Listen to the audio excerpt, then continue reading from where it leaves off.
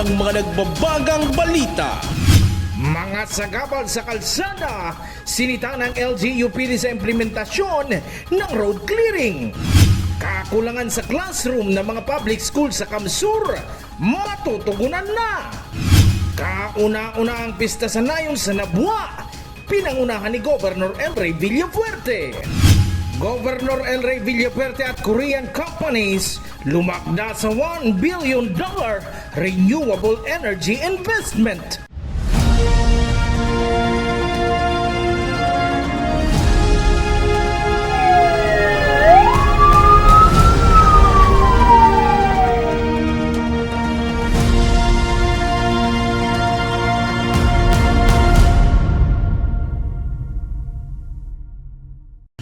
Magandang gabi.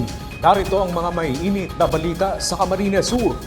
Sinelyohan ng Provincial Government ng Camarines Sur at South Korean companies ang isang Memorandum of Understanding para sa public-private partnership na nagkakahalaga ng $1 billion para sa renewable energy. Kasama sa proyekto ang waste-to-energy at floating solar na itatayo sa mga lawa ng Bato at Buhi, Camarines Sur. Narito ang ulat.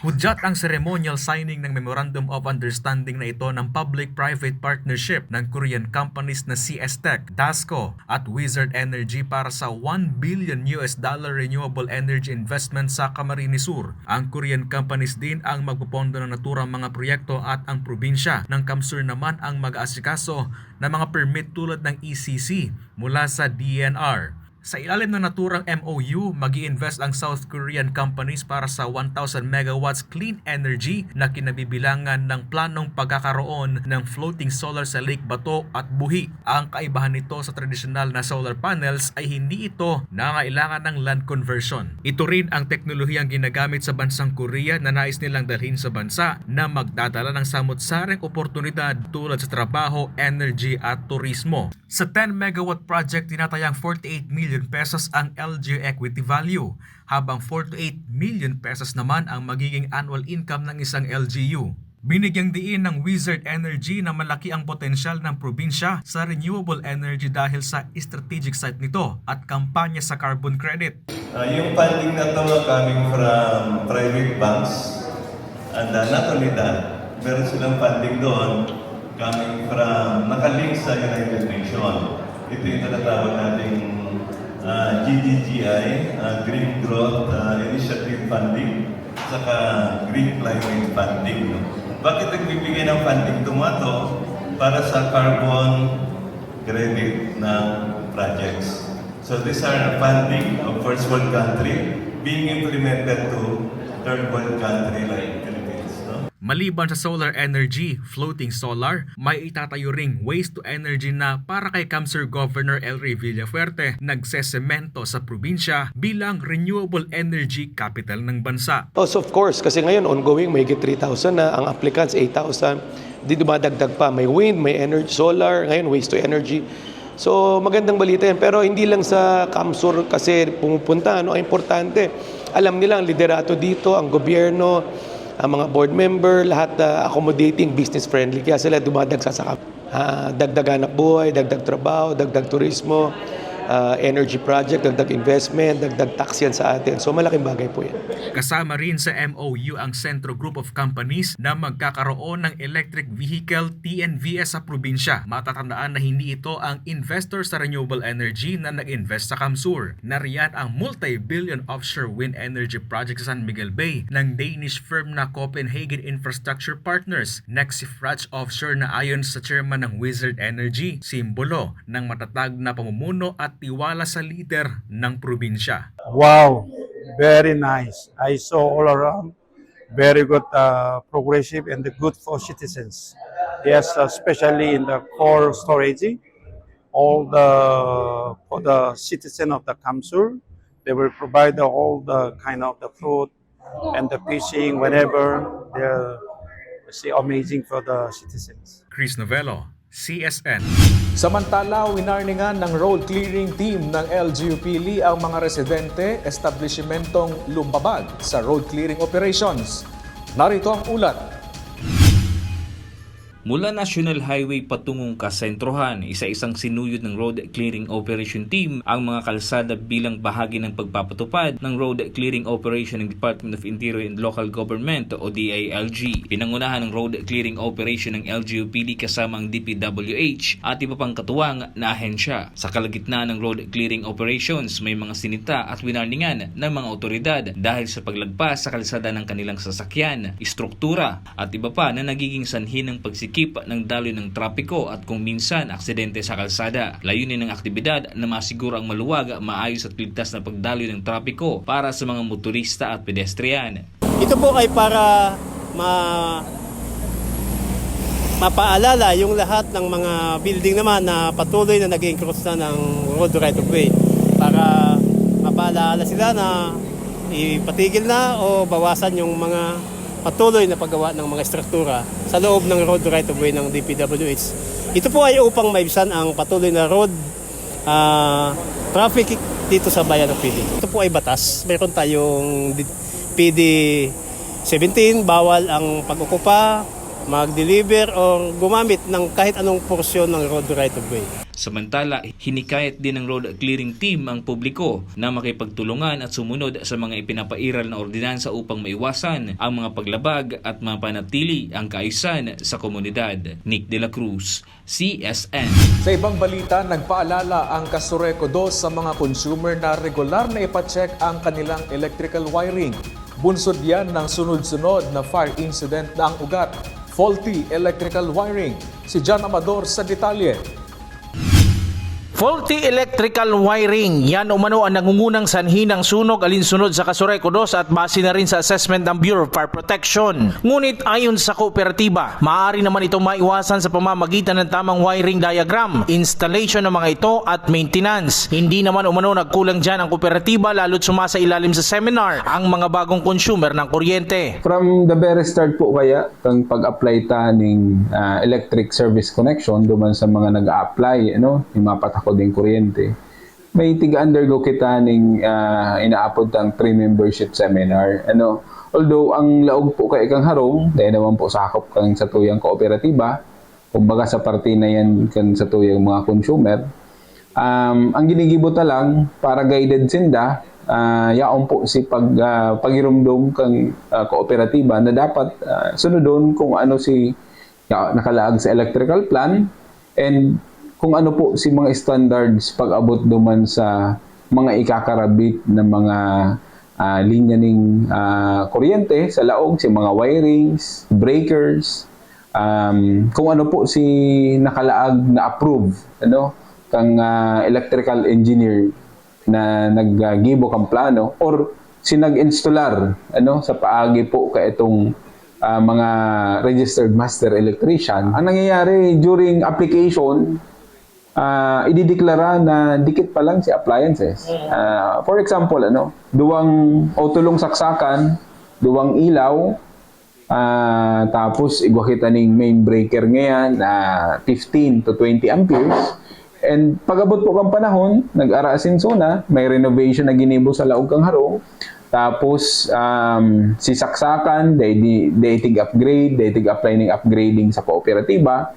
Nakukompromiso na po si dating akma lang duman sa pangangaipo kang mga panahon na pag-apply. Maliban dyan, binabantayan din ng kooperatiba ang mga illegal tappers o may illegal connections na lubhang delikado. Kaugnay nito, nakatakda ring i-operate ng kooperatiba ang mga lumalabag sa Anti-Electricity Pilferage Act o RA 7832. Majority kang kasulo. Aminado man kita base sa mga records and reports hali sa Bureau of Fire Protection, electrical. Kaya duman kita nakafocus, although sabi ko nga dahil may man sakop po ang laog kang sa tuyang harong, dahil po sakop ng mga kooperatiba o distribution utilities. Pero si pagpapagiromdom dapat ang sunodon. Actually po, kang nakaaging semana may tig-filean kita ng kaso, may 7 po yan na consumer ta sa area coverage kan sa tuyang kooperatiba. Gusto sabihon, ini si mga naghahabon ng kuryente na patunayan as in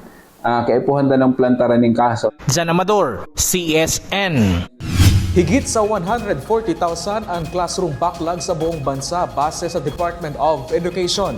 Sa Camarines Sur, tinutugunan na yan matapos ang pinirmahang Memorandum of Agreement ng DepEd at ni Governor El Rey Villafuerte. Si Jem Garcia sa detalye. 2 linggo matapos ang pagsisimula ng balik eskwela ngayong school year 2026 to 2027, isa sa matinding suliranin ng ilang paaralan sa bansa, kasama na ang Camarines Sur, ay ang kakulangan ng mga school buildings at classrooms. Sa tala ng DepEd, higit sa 140,000 ang classroom backlogs sa buong bansa. Ilan sa mga paaralang nangangailangan ng dagdag school buildings at mga classrooms ay ang mga pampublikong paaralan tulad na lamang ng Baaw National High School na patuloy pa ring lumulob ang populasyon ng mga mag-aaral taon-taon. Baaw National High School, medyo very challenging po sa akin as administrator. Ang school po talagang squatter kami. Doon sa kabila sa extension, meron na doon na husto. Kaya kumbaga talagang para sa kanila na yon. Ito naman dito ay sa elementary. Kaya I tried my best na kaano ako kay Mr. Dick Buena, yung area niya po dyan sa likod, with the help of Governor and Congressman.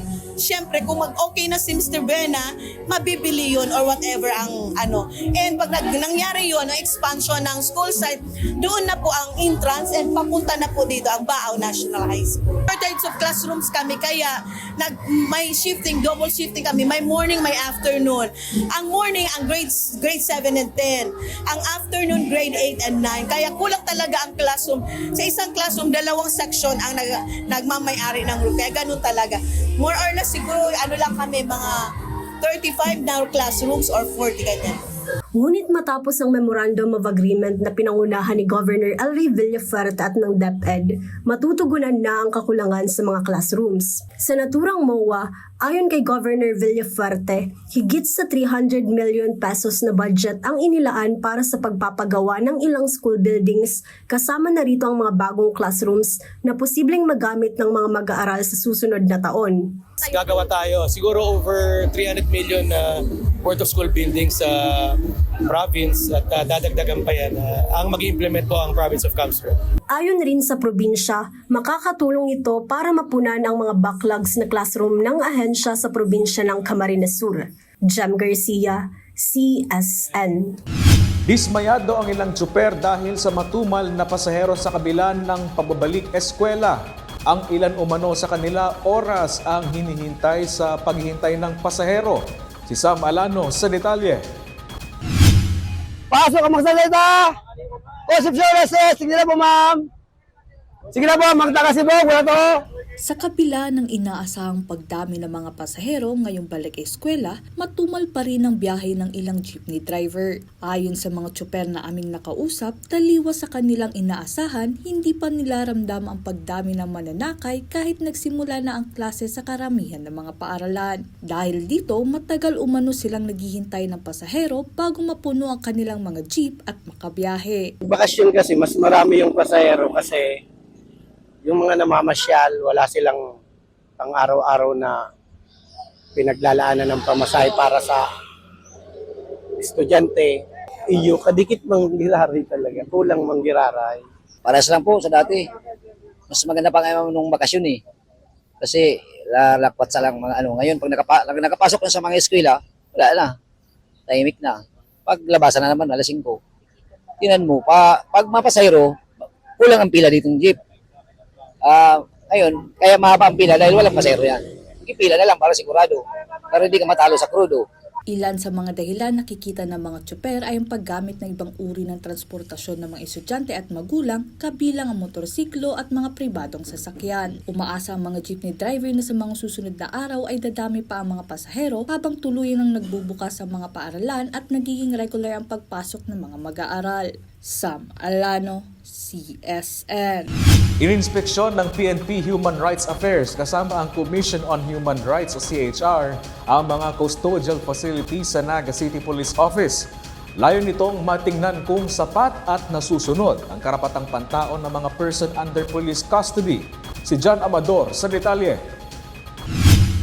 Binisita at ininspeksyon ng PNP Human Rights Affairs Office 5 ang mga custodial facility ng Naga City Police Office para na rin sa newly designed at standardized PUPC logbook upang malaman kung tama at sapat ang mga pangangailangan sa pasilidad para sa mga person under police custody o PUPC. Tinutukoy rin dito kung ito ay sumusunod sa batayan ng tamang pagtrato at pag-obserba sa karapatang pangtao base na rin sa RA 10353 o Anti-Enforced or Involuntary Disappearance Act of 2012. Ang CHR, nagkaroon na kami ng surprise inspection sa mga facility sa jail na covered ng BJMP, tsaka sa mga yung PUPC, persons under police custody, diba? So mga police station pinupunta namin yan, surprise inspection siya, so unannounced siya. So bakit kailangan natin itong gawin? Kasi kailangan natin alalahanin na yung hindi lahat ng nakakulong ay may kasalanan. Correct. Diba? So there's a possibility na baka na mistaken identity siya, or ano naman talaga, not guilty. So, kung person of interest siya, sabi nga, you are still presumed to be innocent. So, kailangan din maayos din, maging humane din yung living condition nila. At meron tayo dito sa United Nations na principle, yung tinatawag na Mandela Rules. Correct. Named after Nelson Mandela. Na sinasabi, na, kasi siya nakulong siya eh. Kaya nagkaroon ng Mandela Rules base sa kanyang experience. Na kahit ikaw ay nakakulong, hindi ka dapat tratuhin na hayop. Kasi hindi naman nawawala yung pagiging tao mo. Correct. Diba? So tao ka pa rin, so you should have to be treated humanely. Kaya kailangan din natin itrato sila humanely para yung mga nakagawa ng kasalanan, kamali man sila, ay magkaroon sila ng kaisipan na kailangan magbago. So this is actually encouraging them to change at hindi na bumalik. Ayon naman sa bagong talagang City Director ng Naga City Police Office na si Police Colonel Rizalde Caballero, dapat na masunod ang standard na pasilidad para sa mga PUPC at tamang pagtrato ng PNP sa karapatang pantao. Usually, ang yaong po dyan na mga ano yan particular yan mga PUPC, person under police custody. Normal po na yan, kaya yan dyan po, may nabayular yan ng lay na may ano yan, ng makulong habang sinday na alat ang pag-anikang proseso. Taga yung tamang po pwede, arong po kanin, sarong ehemplo po dyan, itong halimbawa, na-bypass mo siya, then na-inquest mo siya. Pag na-inquest mo po siya, nakakulong talaga, nakadetain talaga siya. Or, ang iba man po dyan, nagsiserve ng sentensya. May penalty na po, ano na siya, natawan na siya ng verdict ng korte. Now, pero daiman po buot sabihon na porque yan, nakakomiter ng krimen, ay makubaan na ng ano yan, ng karapatang pantao. So, maintain pa mang pugiraray ang protection sa dignity, sa dignidad kan sarong tao. Kita nakikipag-coordinar kita sa mga ahensya na naka-align, nakalinya sa arogay na padalagan maniyamiento. Tiniyak ng Naga City Police Office na nasa maayos na kalagayan ng mga custodial facility ng pulisya sa Naga. Jan Amador, CSN.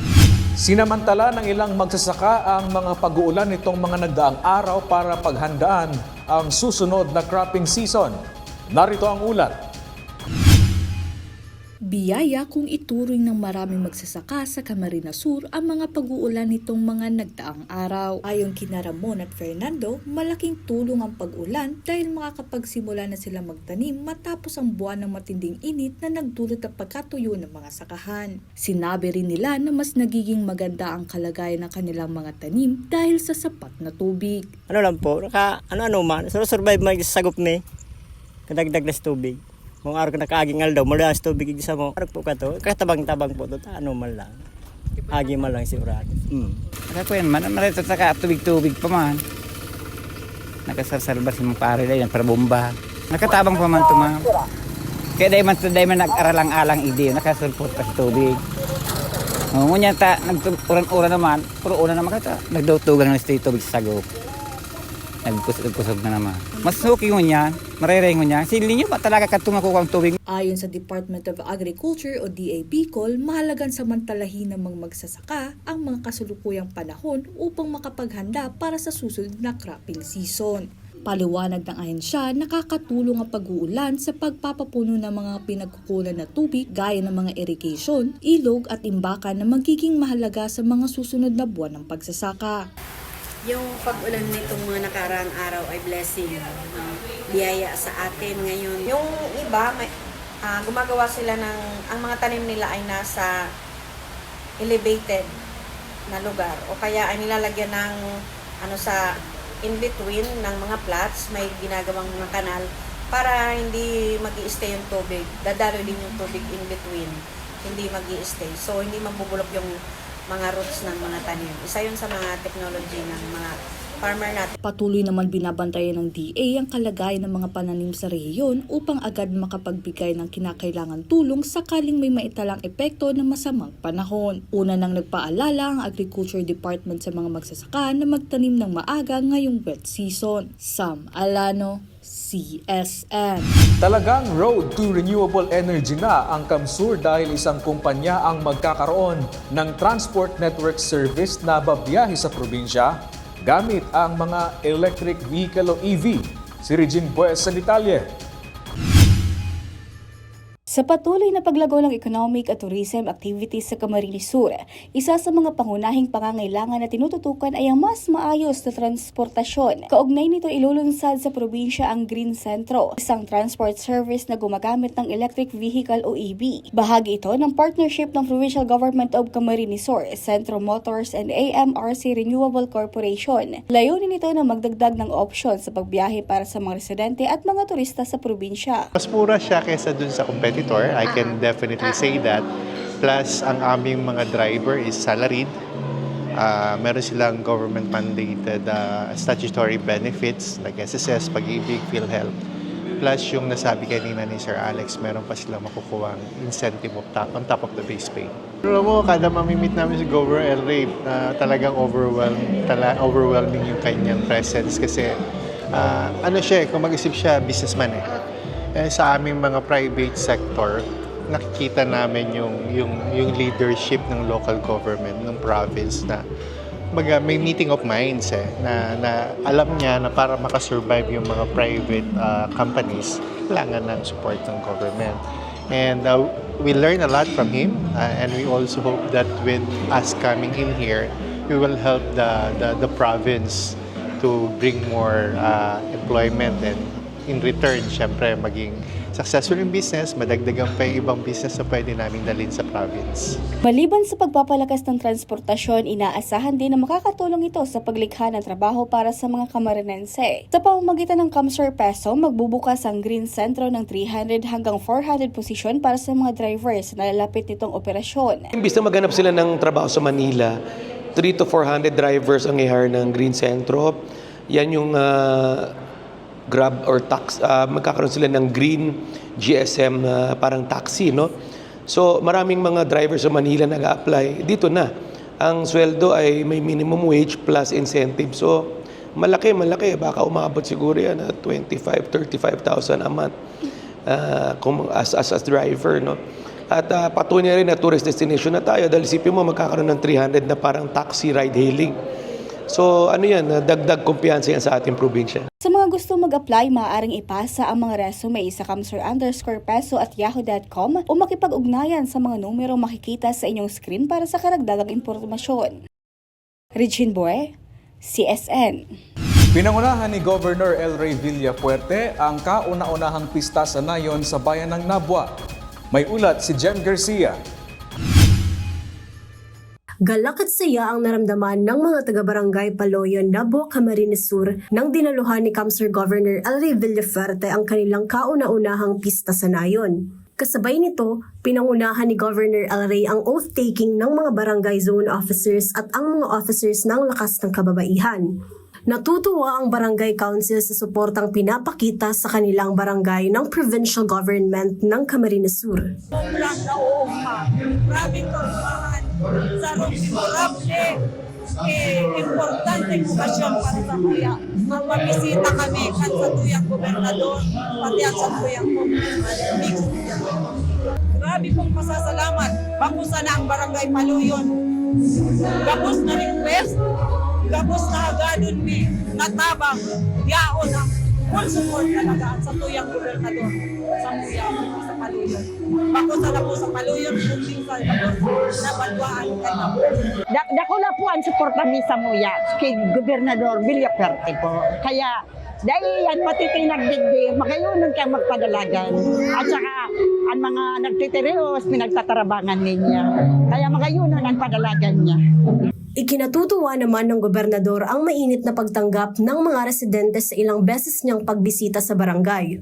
Kaya naman makakaasa umano sila sa mas magandang ugnayan ng pamahalaang panlalawigan na mas makakatulong upang mapabuti ang kalagayan ng kanilang lugar at ang mga residente rito. Nakakatuwa kasi kahit na palagi po ako dito, excited pa rin silang makita ako, si Congressman Migs.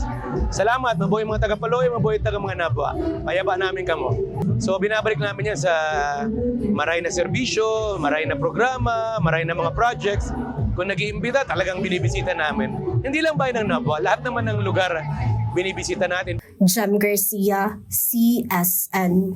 Pinangunahan ni na Councilor Governor Elray Villafuerte at Congressman Migs Villafuerte ng 5th District ang pamamahagi ng School Assistance Program sa Baao National High School. Si Jem Garcia sa detalye. Maagang nagtungo pa ang mga magulang at estudyante sa main campus ng Baao National High School sa Barangay Santa Cruz, Baao, Camarines Sur para sa School Assistance Program ng Provincial Government ng Camarines Sur. Isa na rito ay si Nanay Maricel na may 3 anak na high school students sa paaralan. Ayon sa kanya, magagamit niya umano ang makukuha nila sa pang-araw-araw na gastusin at baon ng kanyang mga anak sa pagpasok sa eskwela. Po sa akin, malaking tulong na rin po ito para sa mga anak ko, lalo yung School Assistance Program. Tapos yung sa mga parents, malaking tulong na din po yun sa amin. Ano na yung pasukan. Meron naman silang mga gamit na kung yung para yung bibigay nila, ibibili ko na lang ng bigas o pamasahe yung iba at saka pangbaon na rin.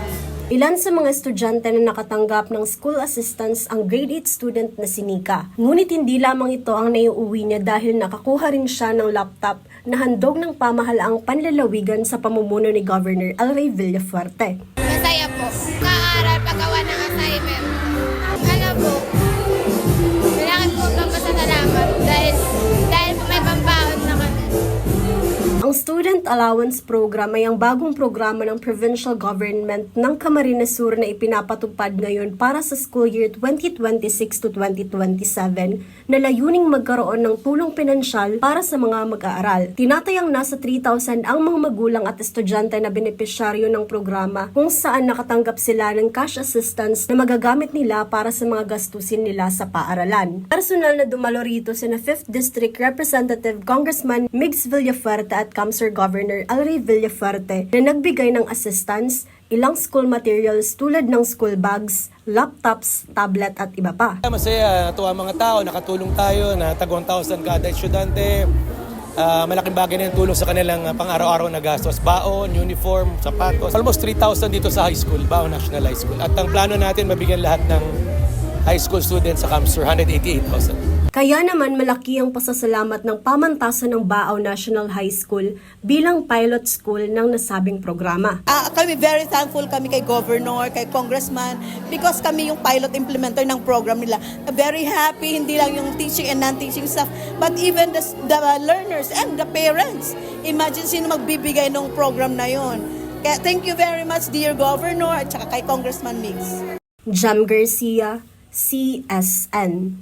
At yan ang mga may init na balita ngayong araw sa Camarines Sur. Kami ang Camp Sur News. Ako po si Chris Novello. Diyos mabalos sa pagtitiwala.